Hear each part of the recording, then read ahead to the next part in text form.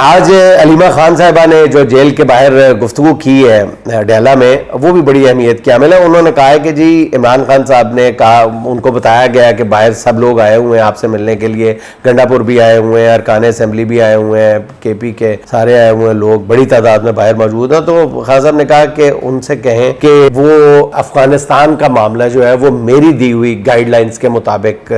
حل کریں، اور محمود خان اچکزئی کے ساتھ بات کریں کہ وہ ایک جرگہ لے کر افغانستان جائیں اور معاملات کو دیکھیں. اچھا ناظرین، ایک اور بات جو بڑی اہمیت کی حامل ہے کہ وہ علیمہ خان صاحبہ نے باہر آ کر بتایا کہ خان صاحب نے راولپنڈی کے کمشنر جو غائب ہے لیاقت چٹھا، ان کو بہت تعریف کی ہے اور ان کو عوام کا ہیرو، قومی ہیرو قرار دیا ہے لیاقت علی چٹھا صاحب کو، جنہوں نے